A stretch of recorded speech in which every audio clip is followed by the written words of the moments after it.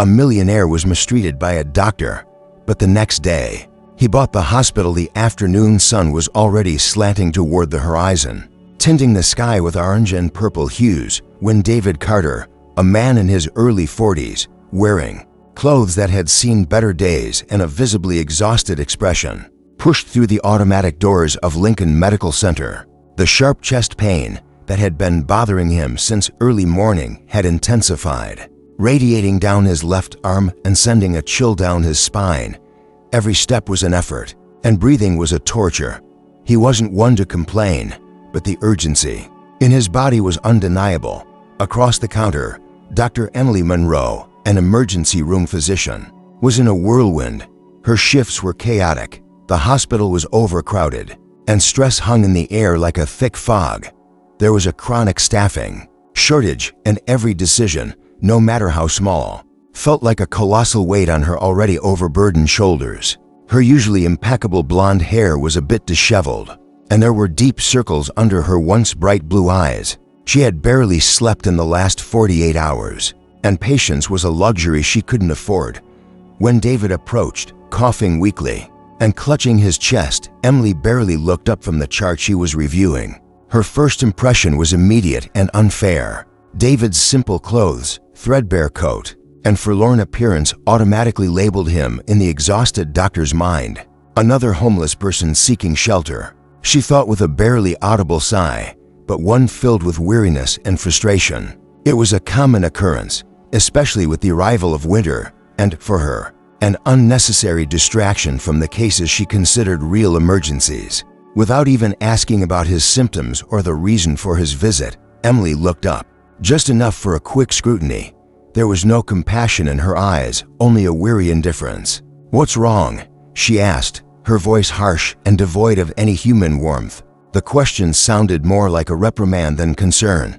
David, who had expected some semblance of comfort, felt an even greater tightness in his chest, this time not from physical pain, but from a sudden pang of disappointment. "Chest pain, doctor," he managed, his voice hoarse. "It's radiating to my arm. I think it's my heart." Emily, who had already returned her gaze to the chart, let out a short, humorless laugh. "Oh, right, the heart. It seems like everyone who comes in here today has a heart problem," she muttered, loud enough for David to hear. There was a distinct sarcasm in her tone, an implicit assumption that he was exaggerating, or worse, making it up. She didn't even bother to do a preliminary assessment, to listen to his heart or check his blood pressure. Her mind had already made the diagnosis: a hypochondriac or a charlatan. "Fill out the form and wait," she said, pushing a clipboard with an admission form toward him. "Let's see if there are any beds available for urgent cases like yours. They're as chaotic today." The irony in that last sentence wasn't lost on David. The pain, once purely physical, was now accompanied by a sense of profound humiliation. He picked up the clipboard, feeling the weight of contempt in every line of the paper. The waiting room was crowded, a hubbub of low voices and sporadic moans. David found an empty seat in the corner, watching the commotion. Emily's lack of empathy a bright beacon amid the gloom of his grief. David sat in the uncomfortable plastic chair in the waiting room, the intake form still untouched in his hands. The pain in his chest persisted, a constant pang that left him breaking out in a cold sweat. But the feeling of indignation momentarily overcame the physical discomfort. His eyes, which rarely lingered on insignificant details, now swept the room, absorbing every nuance of the environment and the staff's behavior. He watched Dr. Emily Monroe from afar, noticing how she interacted with other patients: a more solicitous approach, a gentler tone of voice, a concerned expression. The difference in her treatment was stark and intentional. As David tried to ignore the pounding in his chest, Emily, visibly impatient, approached the nurse's station. Her voice, though slightly muffled by the din of the waiting room, reached David's ears. He saw her gesture toward him, a short, dismissive gesture. "That one over there, in the corner," she said to the head nurse, a stout woman with gray hair and glasses perched on the bridge of her nose, whose name David would later learn was Daisy. "He says he has chest pains. It seems more like he's looking for a warm place to spend the night. It's not an emergency. Let him wait." We have more serious cases to attend to." Margarita, who seemed exhausted and accustomed to Emily's orders, simply nodded, not even looking away from the monitor.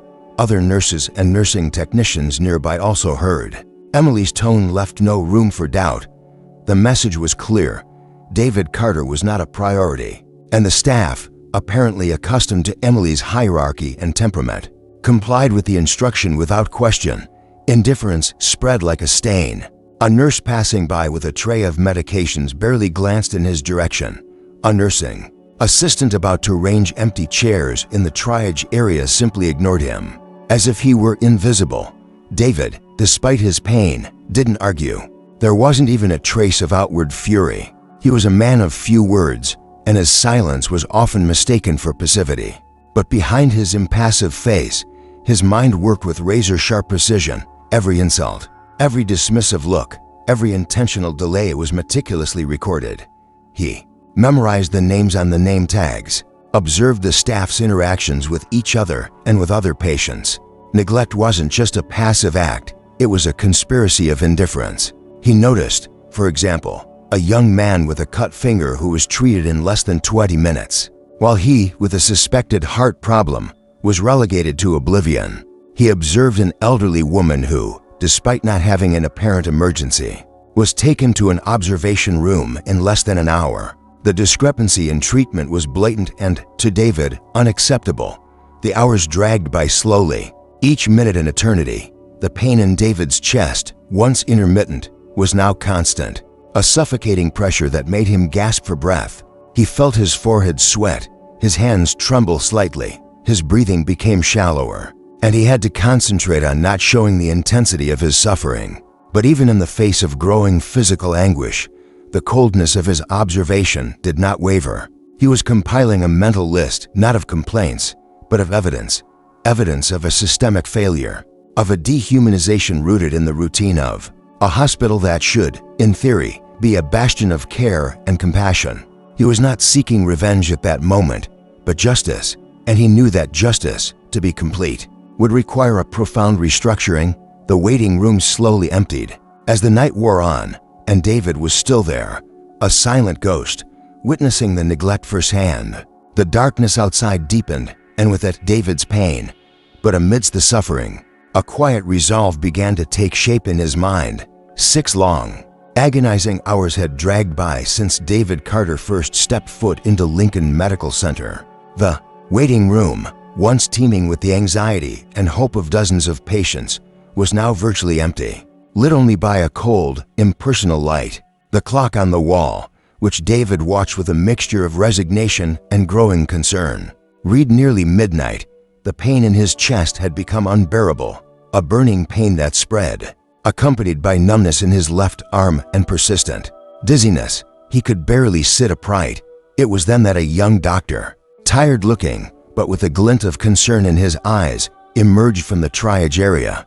Dr. Alex Turner, as David read from his name tag, looked like he'd either just arrived for the night shift or was on his last legs. His eyes swept the room, and when he saw David hunched in his chair, something in his expression caught his attention.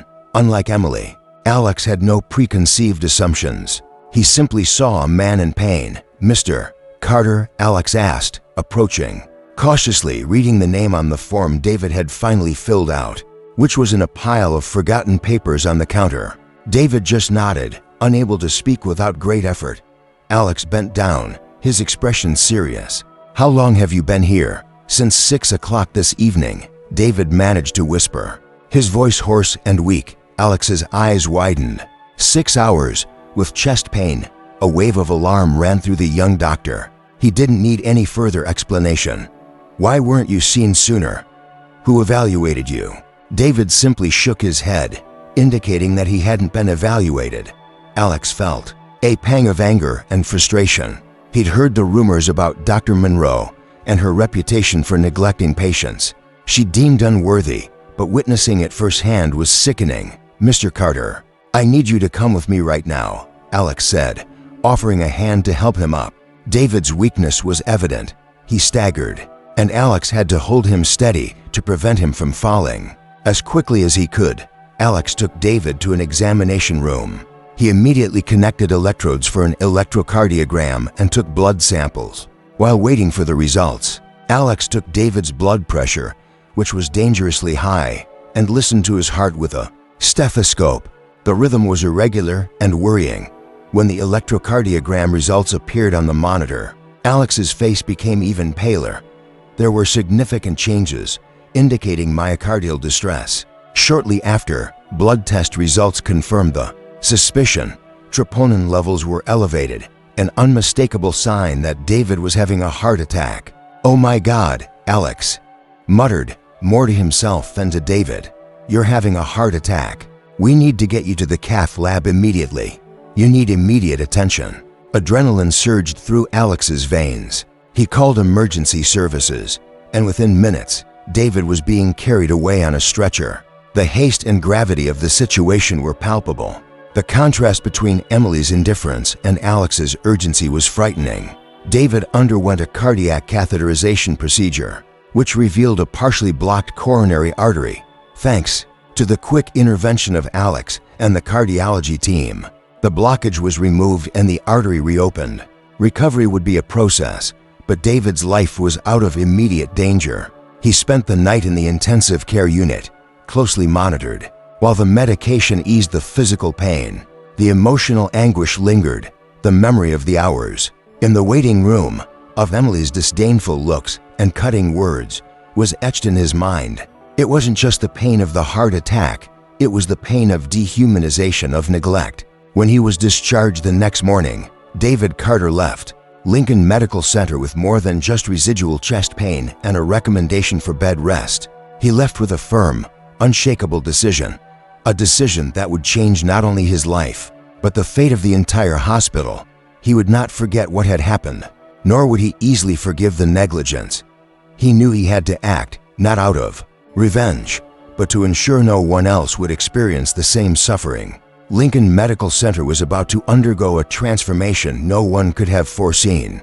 The next morning erupted with the chaotic energy of a metropolis that never sleeps. But on the pages of newspapers, online news portals, and morning television shows, one name and one place stood out, triggering a tsunami of shock and speculation. Billionaire tech investor David Carter seen at Lincoln Medical Center after cardiac emergency. The news spread like wildfire. David Carter wasn't just any name.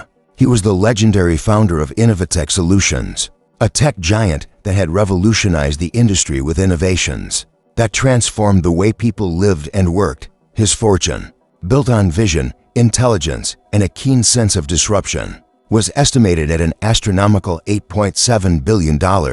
Despite his immense wealth, David always maintained a low profile, averse to the spotlight, preferring to focus on his ventures rather than show off. He was rarely seen at social events or in the headlines, which made his sudden appearance in a hospital and the severity of his condition all the more shocking to the public. At Lincoln Medical Center, the news hit like a bombshell. Dr. Emily Monroe, who had just arrived for another shift, her face still etched with fatigue and the grueling routine, grabbed her coffee from the vending machine and absent-mindedly glanced at a television screen in the staff lounge showing the latest news. The image of David Carter, his face now clear and familiar from old news reports, appeared on the screen. Her heart, already racing from lack of sleep, gave a painful leap. David Carter, Lincoln Medical Center, heart attack, the announcer's voice echoed in the room. Emily felt a chill run down her spine. The name, the description, the pain in her chest, the simple clothes, that man, it couldn't be him. Her stomach churned. She ran to her office, barely able to breathe. She grabbed her tablet, her hands shaking, and frantically typed the name David Carter into the Google search box. The screen filled with results, photos of David Carter at tech conferences, on the covers of business magazines, in articles about philanthropy and innovation. The same face she had dismissed and disregarded in the waiting room the day before. The man she had mocked, ignored, and worse, whose symptoms she had downplayed, was one of the wealthiest and most influential individuals in the country. The color drained from Emily's face.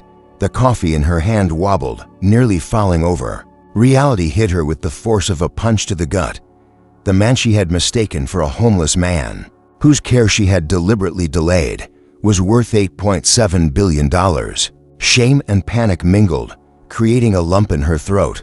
She remembered every word she had spoken, every look of disdain she had given, the instructions to Daisy, the sarcastic laugh. It all came flooding back, vivid and terrifying.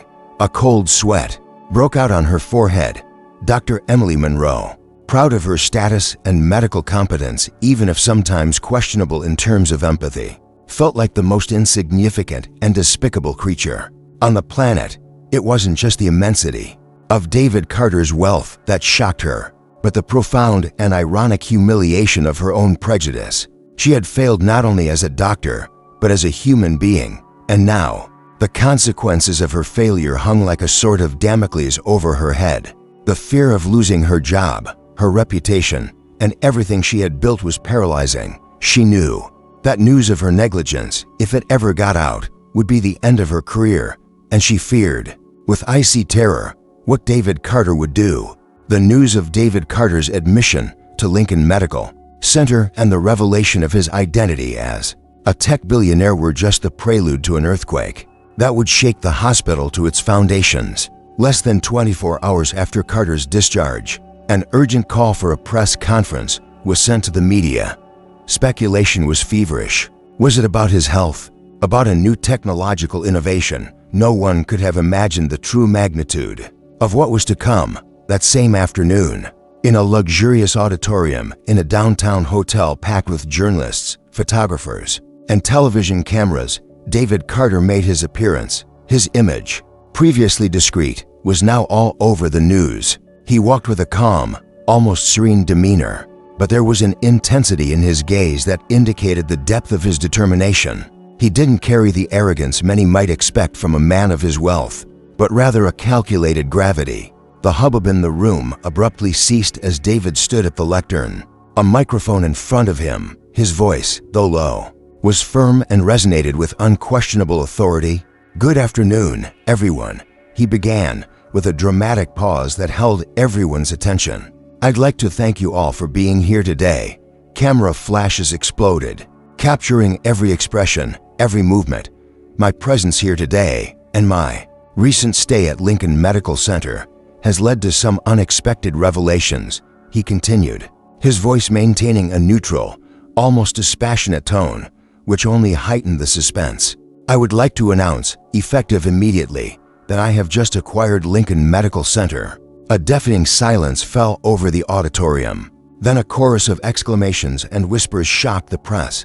The headlines were already being imagined in the minds of journalists. The news was simply monumental, unprecedented. A man, a patient, had bought the hospital that had mistreated him at Lincoln Medical Center itself. The announcement caused even greater shock. The staff, already in a frenzy over the revelation of David's identity, were now completely stunned. Phones rang incessantly. TVs in the break rooms showed the press conference live, and doctors and nurses milled about, their faces a mixture of disbelief, panic, and for some, a strange sense of relief. For the hospital's board, the news was a blow. For months, Lincoln Medical Center's board of directors had been engaged in secret and complex negotiations with a private investor regarding a potential acquisition.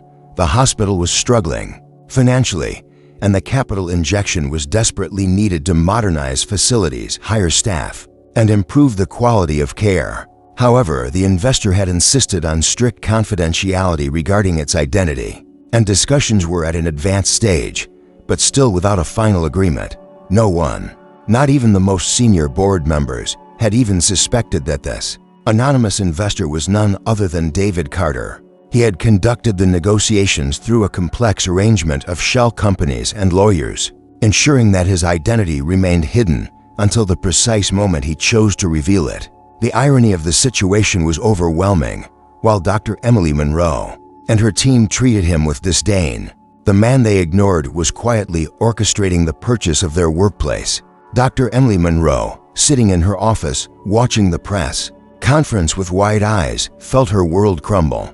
The fear that had consumed her since the previous morning now transformed into palpable terror. The acquisition wasn't just a business matter, it was personal, and she knew there was nowhere to run. The game had changed dramatically, and she was in the new owner's crosshairs. The implications were profound and terrifying. The buzz at Lincoln Medical Center lasted for days. News of the acquisition by David Carter, the billionaire who had been a neglected patient there, was still the only topic of conversation in the hallways. Doctors, nurses, technicians, and administrative staff were in a state of apprehension and curiosity. Everyone wondered what the new owner would do. Would it be a mass layoff? A brutal restructuring? The morning after the announcement, David Carter returned to the hospital, but this time, his entrance wasn't that of an anonymous, suffering patient. He entered through the front door, no longer dressed in simple clothes and with a pained expression, but in an impeccable suit and holding a leather briefcase containing the ownership documents that sealed the fate of Lincoln Medical Center. Beside him were his personal advisor and a lawyer, both with serious expressions. Hospital security, who had ignored him days before, now hurried to make way for him, visibly nervous. David didn't go directly to the boardroom, nor to Dr. Emily Monroe's office. To everyone's surprise, he ignored the curious glances and hesitant greetings of the administrators, who tried to intercept him. His objective was different. He wanted to feel the pulse of the hospital, not through reports and charts, but through the people who actually made it work. His round began in the basement. He chatted with the janitors and cleaning staff, asking about their working conditions, the challenges they faced, and the tools they needed. He knelt down to examine an old, rusty mop bucket and listened to a cleaning woman vent about the lack of adequate cleaning supplies. He didn't just listen, he took notes in a small notebook. Next, he visited the hospital kitchen. He spoke with the cooks and assistants, asking about the quality of the food served, the budget for patient meals, and the kitchen's conditions. One cook mentioned the outdated equipment and the difficulty of preparing nutritious meals with limited resources. David listened attentively, without interrupting, to every complaint and every suggestion. He passed through the laundry room, maintenance, and reception. At each stop, he introduced himself not as the new boss imposing his will, but as an attentive listener. He greeted every nurse, nursing technician, stretcher bearer, and receptionist he encountered. His eyes scanned their faces, searching for signs of fatigue, lack of motivation, or hope. He asked about their routines, their frustrations, and their ideas for improving the hospital. "What would you like to see different here?" he asked a young nurse who seemed overwhelmed in the pediatric ward. Initially intimidated, she eventually vented about the lack of beds, excessive bureaucracy, and the lack of staff wellness programs. "Our voices are often not heard," said a lab technician. Surprised by David's attentiveness, "We try to suggest new technologies to speed up testing, but we're always ignored." In each of these interactions, David did not speak to Dr. Emily Monroe. He caught a glimpse of her in a hallway, a look of panic and avoidance etched on her face. She tried to hide, but he knew she was aware of his presence. The silence between them spoke volumes. David wasn't seeking an immediate confrontation. He was collecting data, piecing together the hospital's cultural puzzle. He wanted to understand the roots of the inefficiency and lack of empathy he had experienced firsthand. Throughout the day, David Carter walked the halls of Lincoln Medical Center, not as a distant owner, but as a keen observer, a silent investigator. He wanted to hear the voices that had been silenced for so long, the voices of those who made the hospital function day to day, who knew its flaws and its virtues better than any director or board. He was building a complete picture, not just of the structure, but of the heart of the hospital, and this picture would be the foundation for the radical changes that were to come. The boardroom at Lincoln Medical Center, usually a place for strategic decisions and formal deliberations, had never witnessed such palpable tension. The air was thick with anticipation, and the silence was broken only by the soft hum of the air conditioning. At the table, Dr. Emily Monroe sat rigid, her posture rigid, her hands clasped tightly under the table, her knuckles white. Her face was pale, and the fear in her eyes was evident. Across from her sat David Carter, his usual calm demeanor but with a look of unmistakable wonder. Beside him, the board members, visibly uncomfortable and tense. Emily had been summoned to this meeting with minimal notice. Only the instruction that David Carter wished to speak with her and the board about urgent matters related to patient care. She knew what was coming. Dread had been gnawing at her ever since David's identity was revealed. David Carter, without a single hint of anger or a raised voice, began to speak. His voice was controlled, almost cold, which made it all the more menacing. "Dr. Monroe," he began, his gaze fixed on her, "I have conducted a detailed review of this hospital's operations since I took ownership. My team and I have reviewed reports, procedures, and, most importantly, interactions between staff and patients." Emily felt her heart race. She expected a reprimand, perhaps an immediate dismissal. But what David did next was even more devastating. "I'd like you to see something," he said, gesturing to a large flat-screen monitor built into the wall. An IT technician, standing by, clicked a few buttons, and the screen came to life. The images that appeared on the monitor were from hospital security cameras. They were footage of the waiting room from the day David had arrived with chest pain. Dr. Emily Monroe saw herself on the screen, her expression weary and disdainful, her hands pushing the admission form toward David. Then the images showed Emily approaching the nurse's station, gesturing toward David, and Nurse Margarita nodding in agreement. The audio, though somewhat muffled, was amplified enough for Emily's voice to be clear. "That one over there, in the corner, it's not an emergency. Let him wait." Emily felt her face burn with shame. The board members, who until then had not been privy to the full details of the negligence, watched the footage with expressions of shock and disapproval. The scene was an irrefutable testament to their conduct. David let the footage play for a few minutes, showing David's hours of waiting, his silent suffering, while other patients were seen before him. When the footage finished, the room was completely silent. David then grabbed a stack of papers from his desk and placed them in front of Emily. "These are some of the patient complaint reports we've accumulated, not just from my case, but from countless other patients who claim they've been mistreated, ignored, or had their complaints minimized by staff members, including, unfortunately, you."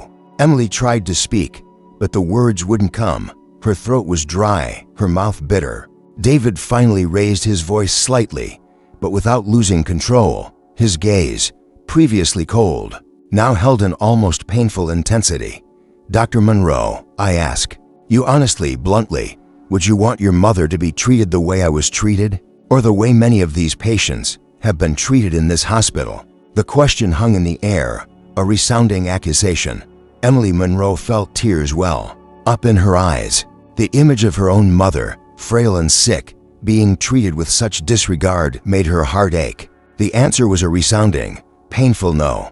She had not only failed in her professional duty, but had violated the most fundamental principle of human empathy. The accountability room was not a court of vengeance, but a harsh mirror, showing Emily the stark truth of her actions, and she knew there were no arguments, no excuses, that could mitigate what lay before her. The silence in the conference room was deafening, broken only by Dr. Emily Monroe's labored breathing. David Carter's question, sharp and direct, echoed in her mind. "Would you like your mother to be treated the way I was treated?" The humiliation was profound, and tears streamed freely down her face. She awaited the verdict, the inevitable dismissal, the end of her career. But David Carter, to everyone's surprise, including Emily herself, had another plan. He didn't just seek punishment, he sought transformation. He believed that behind Emily's arrogant and jaded facade might be a remnant of the doctor she once dreamed of being.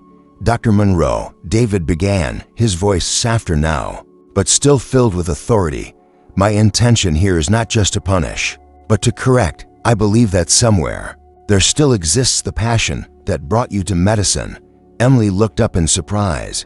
"Therefore, I will not immediately fire her," David continued, in a collective sigh of relief. Yet shock could be heard from the board members. "However, her conduct is unacceptable and will require a profound reassessment of her priorities and methods." He paused, letting his words sink in. "I have two proposals for you. and the choice is yours." Emily, still in shock, barely managed to stammer out a "Yes, Mr. Carter. Option 1. David said, holding up a finger. "You will immediately enroll in an intensive program in empathy and patient communication. This program will not be purely theoretical. It will involve practical internships in a variety of areas, including care for terminally ill patients and grieving families, where humanity and compassion are paramount.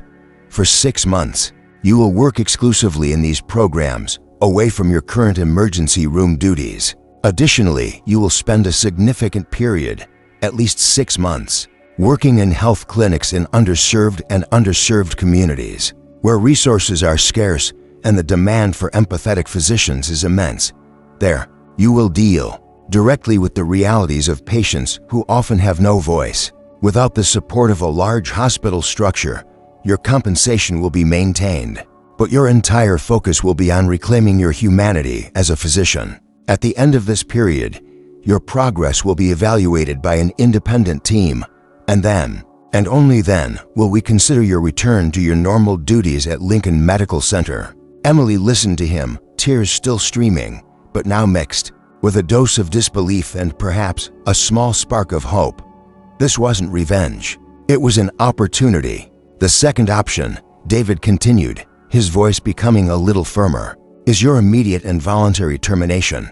No litigation, no fanfare, but with the knowledge that the truth about your conduct can, and likely will, come to light in any future job search." Silence reigned again. Emily was paralyzed. It was a crossroads. Dismissal and dishonor, or an arduous path to redemption. David wasn't giving her an asterisk, easy way out, but he was giving her a choice, a path to self-transformation. He wasn't demanding blood, but fundamental change. It was a challenge, a bet on the human capacity to learn, to grow, to rediscover lost values. Revenge, for David, would be an empty act. Redemption, for both Emily and the hospital, was the true goal. Emily, speechless, her mind racing, her heart torn between wounded pride and the possibility of a new beginning, finally found her voice. It was faint, barely audible, but filled with a sudden, unexpected humility. I accept the first option, Mr. Carter." A faint, almost imperceptible smile appeared on David's lips. He had seen this reaction before in people who had confronted their flaws and chosen the difficult path of change. He knew Emily's path would be long and painful, but he also knew he was the only one who could lead her back to her true calling. The meeting was over, but the true journey of healing and transformation was just beginning. The following months were filled with intense transformation for both Dr. Emily Monroe and Lincoln Medical Center. The hospital, under the new leadership of David Carter, was undergoing a cultural revolution, and Emily, in turn, was immersed in a journey of personal and professional rediscovery that forced her to confront her prejudices and redefine her role. As a physician, Emily began her journey working in health clinics in underserved communities, far from the sterile environment and frenetic routine of Lincoln Medical Center. She found herself confronted with a reality she had never experienced firsthand. Patients with chronic illnesses without access to adequate medication, malnourished, children, and elderly people with mobility issues who could barely get to appointments. Resources were scarce, and time with each patient, though limited, was precious. At first, Emily still harbored a certain resistance. The arrogance and cynicism, built up over years of stress and overwork, didn't disappear overnight. But gradually, as she listened to her patients' life stories and saw the gratitude in their eyes for a simple act of kindness, something began to shift within her. She was forced to trust her intuition, to improvise solutions with what she had, to see beyond the illness and see the whole person, with their pain, fears, and hopes. She began to pay genuine attention to each patient, listening to them actively, explaining procedures in terms they could understand.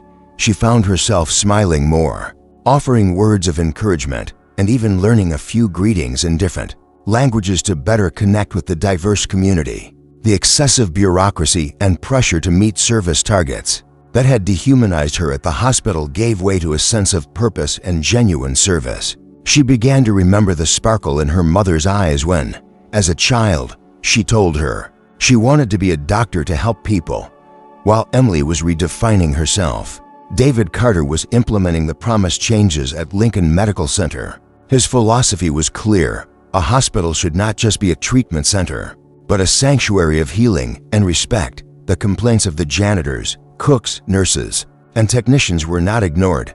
New equipment was purchased, the facilities were renovated to be more welcoming and functional, and the previously tense work environment began to become more collaborative and positive.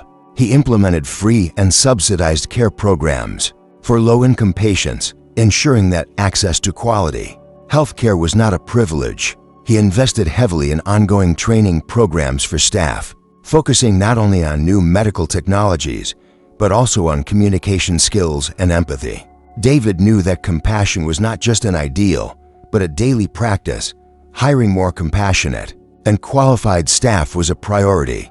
He sought professionals who demonstrated not only technical excellence, but also a strong sense of humanity. The nurses and technicians he had met on his rounds were promoted, and their feedback was valued. The young Dr. Alex Turner, who had seen him urgently, was recognized and given leadership opportunities. Lincoln Medical Center, once a symbol of inefficiency and neglect, was transforming into a model of integrated, humanized care. Patient satisfaction rates soared, and the hospital's reputation began to attract top healthcare talent. David wasn't just running a business, he was cultivating a culture of care and respect. Emily, at the end of her 6 months in the clinics, was unrecognizable. The exhaustion was still there, but now it was a dignified exhaustion, the result of hard and meaningful work. Cynicism gave way to genuine humility. She had relearned what it meant to be a doctor, not just in the technical sense, but in the deeper sense of caring. Healing, she realized, wasn't just for the patients. It was also for herself. A cold but starry night marked Dr. Emily Monroe's return to Lincoln Medical Center, not as the arrogant and jaded doctor of old, but as a renewed professional, her eyes shining with a new passion and newfound humility. She had completed her 6 months in health clinics in underserved communities, and the experience had completely transformed her. Her hair was still disheveled from the exhausting day, but now it was a sign of dedication, not sloppiness. She was making an informal visit as part of her readjustment to the hospital environment and had decided to stop by the pediatric floor, a place she rarely visited during her time as an emergency room doctor, always immersed in the urgency of adult cases. The hallway was quiet, illuminated by soft light. As she approached one of the rooms, she heard a familiar voice, low and melodious, reading a story. Emily peeked through the half-open door, and her heart leaped. There, sitting in a small chair, beside a child's bed, was David Carter. He wasn't wearing a smart suit or talking business strategy. Instead, he wore a simple shirt and casual pants, holding a picture book, reading expressively to a girl of about 7, whose head, bald from treatment, rested on the pillow. The child, with a faint smile, listened attentively to every word. The scene was unexpectedly tender. David, the billionaire who had bought the hospital, was there, in a simple act of kindness, connecting with the vulnerability of a sick child. It wasn't a gesture for the cameras or the press. It was an intimate moment of compassion. Emily hesitated for a moment, but the need to get closer overcame any lingering embarrassment. She took a deep breath and knocked softly on the door. David looked up from his book, a gentle smile on his lips. When he saw Emily, the smile faded a bit, but his expression remained welcoming, without a trace of anger or resentment. He closed the book and stood, walking to the door. "Dr. Monroe," he said, his tone gentle. Emily felt the words build in her throat. There was so much she wanted to say. Thank you, apologies, acknowledgement. She felt small before this man, who, instead of destroying her, had offered her a path to redemption. "Mr. Carter," she began, her voice a little choked. I just wanted to thank you." She paused, searching for the right words. "Thank you for not giving up on this place." She gestured vaguely to the renovated hallways, to the lighter atmosphere she sensed in the hospital. "And thank you for not giving up on me." Emily's eyes filled with tears of sincere gratitude. She wasn't thankful for keeping her job, but for being forced to see herself, confront her mistakes, and rediscover the purpose she'd lost. David Carter looked at her, and in his eyes, Emily saw not the ruthless billionaire, but the silent man who had suffered in the waiting room. He smiled, a genuine, compassionate smile. "Emily," he said, using her first name for the first time, a small bridge being built between them. It was never about the money. He gestured to the child's room, then to the surrounding hospital. It was never about revenge. He took a step forward, and Emily felt the calm energy radiating from him. "It's always been about respect," he concluded, his voice soft but firm. "Respect for human life. Respect for those who dedicate their lives to care. Respect for the patient, no matter who they are or what they wear." David's words resonated deeply with Emily. That moment, there, in the silence of the pediatric hospital, was the culmination of her journey. She had been stripped of her pride, confronted with her failure, and, through David's unexpected grace, given the chance to rebuild not only her career, but her soul. She now understood that true wealth lay not in billions of dollars, but in the dignity and compassion with which each human being was treated. Lincoln Medical Center and Dr. Emily Monroe were finally on the path to true healing.